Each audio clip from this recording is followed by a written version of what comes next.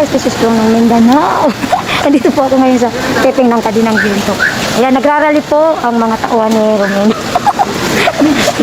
Ayan po sila. Manood po kayo ng Kadinang Ginto sa baybayan. Dito po sila. Ayan guys, i-watch nyo kung ano ang setup dito sa Kadinang Ginto. Dito po kami ngayon sa Novaliches ng factory na narentahan ng Kadinang Ginto production. So ngayon gumagawa sila ng mga kunwaring tarpaulin. Ayun, batawag dyan. Yun yung kunwaring magrarally yung mga tauhan ni Romena dito sa factory. So yun nga guys, tayo ay ating abangan kung ano ang mangyayaring setup dito sa Kadinang Ginto. So yun nga guys, habang sinusulat nila, tinutulungan ko sila bigyan ng mga isusulat rito sa kanilang mga gagawing ano tawag dito, tarpaulin ba yan? Tawag dyan? Basta yun na yun. So yun, habang sinisitap nila at yung mga talit din, nagre-rest sila doon sa labas ng factory na ito para mamaya is isasalang na sila. So siyempre, maya-maya lalabas din yung artista. Inaantay din nila yung artista na darating. Ganun talaga yun sa buhay na ganito eh. Talagang maghihintay yung mga talent habang yung artista ay hindi pa nakarating dito. Oh, ibigay ang tamang nararapat. Tama yan. Patarungan.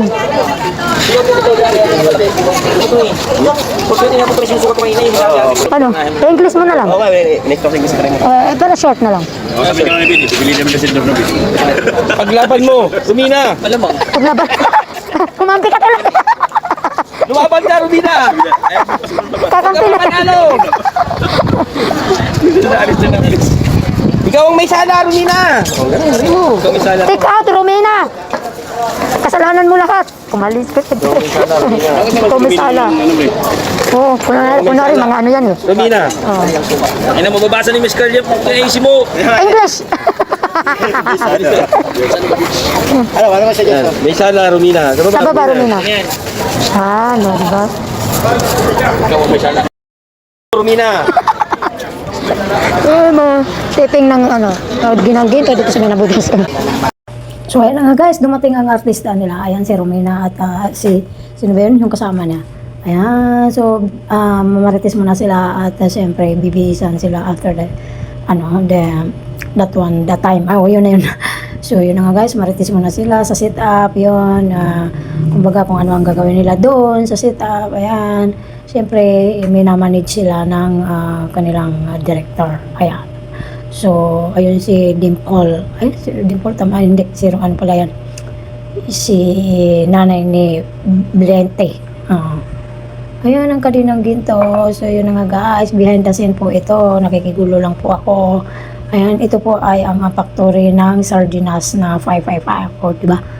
So, yun. Nakarating din ako dito kahit paano. Dito sa Novaliches. Ayan na guys. Ayan na. Diba ang ganda niya? Ayan ang ano niya, may pisya. Ang tangkad niya. Tangkad niya pala? Ni Dimple ba yun? Ano tag doon? So yun na nga guys. Ayan na sila. Isisit up na sila. Magkakagulo na ang mga factory worker ni Romena. So magkukumplay na ang mga tao. Sisigaw. Ayan. So yung ginawa namin ng mga tarpaulin ay gagamitin na nila dito sa setup na ito. So yun nga guys, watch kayo and of course, yung mga tunay yan, mga trabahador dito sa factory na ito. So yun nga guys, napapanood nyo ba ang Kadinang Ginto? So yun nga, ito na siya.